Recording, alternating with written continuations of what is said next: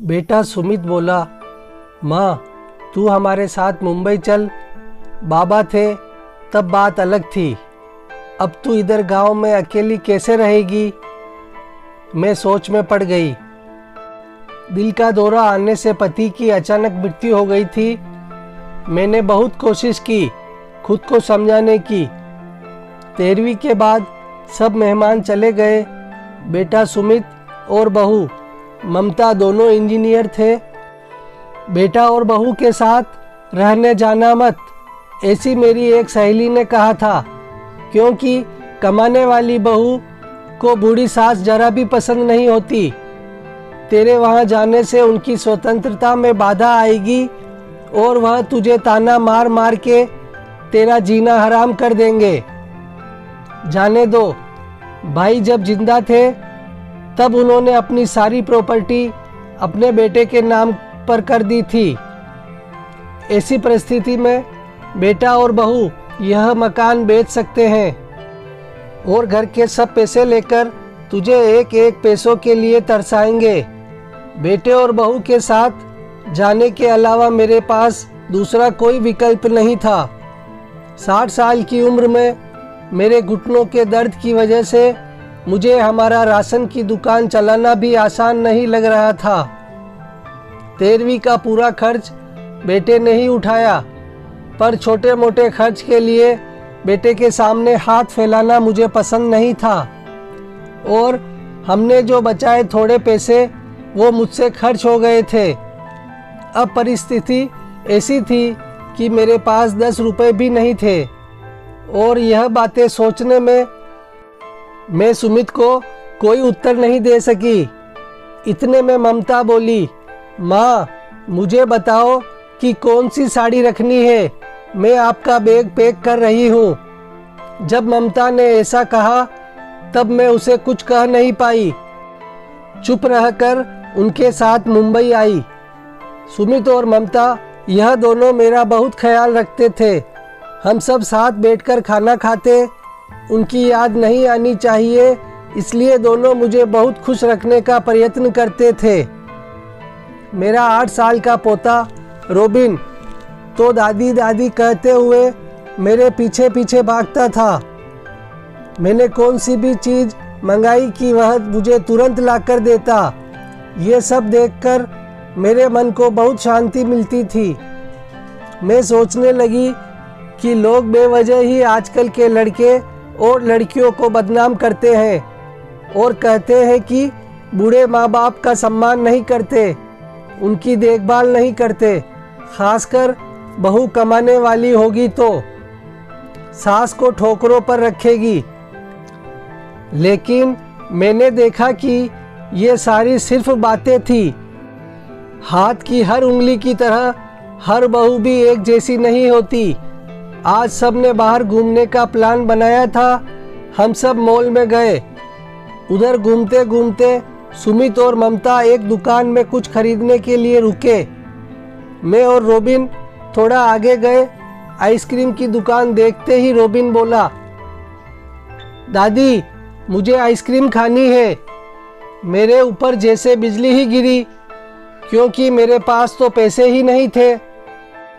दिन में कभी मुझे पैसे की ज़रूरत नहीं पड़ी, अब क्या करूं? मेरा उदास चेहरा देखकर रोबिन वापस बोला, दिला दो ना प्लीज। माफ़ कर बेटा, मेरा पर्स मैं घर भूल गई। मेरे ऐसे बोलते ही रोबिन मेरी तरफ एक अलग नज़रों से देखने लगा।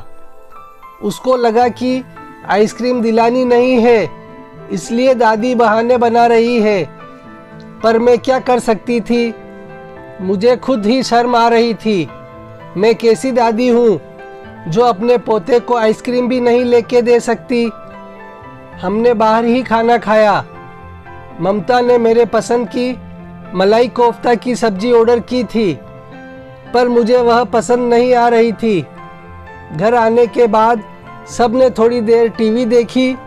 सुमित सोने गया। रोबिन को क्या चाहिए और क्या नहीं, वह देखने के लिए ममता उसके रूम में गई। मैं भी मेरे रूम में सोने जा रही थी, तभी मुझे रोबिन की आवाज़ सुनाई दी, मम्मी दादी बहुत कंजूस है। तू ऐसा क्यों बोल रहा है? हाँ मम्मी, हम जब मॉल में घूम रहे थे तब मैंने दादी से आइसक्रीम मांगी तो वह कहने लगी कि मेरा पर्स घर पर भूल गई हूँ। यह अच्छा है क्या मम्मी? कंजूस दादी।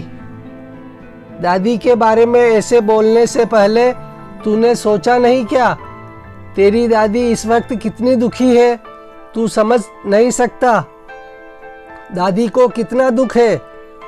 बेटा, दादी और दादाजी गांव में साथ रहते थे, तभी अचानक दादाजी हम सबको हमेशा के लिए छोड़कर चले गए। जिस व्यक्ति के साथ हम 24 घंटे साथ रहते हैं, साथ उठना बैठना खाना पीना हम साथ करते हैं, हम सब अपना सुख दुख बांट लेते हैं, वही व्यक्ति जब अचानक हमको छोड़कर चला जाता है तो कितना दुख होता है, तू अभी नहीं समझ सकता। सोच, अचानक तेरे मम्मी पापा तेरे से बहुत दूर गए, इतने दूर गए कि वह कभी वापस नहीं आए, तब तुझे बुरा नहीं लगेगा क्या? रोबिन बोला, नहीं मम्मी, मैं तुम दोनों के बिना नहीं रह सकता। बेटा, फिर सोच कि दादाजी बिना तेरी दादी कैसे रहती होगी। ऐसी परिस्थिति में वह अपना पर्स घर भूल गई होगी। तूने उनको कंजूस कहा, उनका प्यार तुझे नहीं दिखा क्या? जब भी तुझे स्कूल से आने में 5 मिनट भी लेट हो जाता है तब वह बालकनी में खड़ी रहकर तेरी राह देखती है। उनके घुटने दर्द करते हैं तब भी। बेटा, किसी के बारे में अपनी राय बनाने से पहले उस व्यक्ति के दृष्टिकोण से सोचना चाहिए। यह बातें सुनकर मुझे मेरी बहू पर बहुत अभिमान हुआ।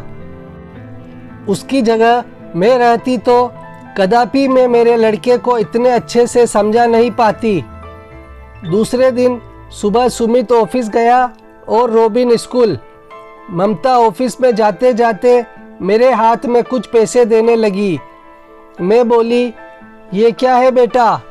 मुझे पैसों की क्या ज़रूरत है?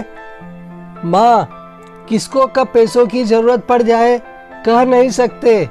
आप मंदिर जाते हो, कभी दान पेटी में डालो, कभी रोबिन कोई चीज़ के लिए जिद करे तो आप उसे वह चीज़ ले देना। पर बेटा, माँ, जब यही पैसे सुमित ने आपको दिए होते तो आपने मना किया होता क्या? नहीं ना, आपकी बहू भी कमाती है तो आप अपनी बहू से पैसे क्यों नहीं ले सकती? ममता का कहना सुन के मेरी आंखों से आंसू आने लगे। जो मेरा बेटा नहीं समझ सका वह मेरी बहू ने समझा। मेरी बहू जैसी बहू सबको मिले। मैंने भगवान से प्रार्थना की ऐसी बहू मुझे हर जन्म में मिले। लोग बिना कारण कुछ कमाती बहुओं का दुर्व्यवहार देखकर सब कमाती हुई बहुओं को दोष देते हैं। कुछ बहुएं ममता जैसी समझदार, सुलझी और बड़ों का आदर करने वाली होती है।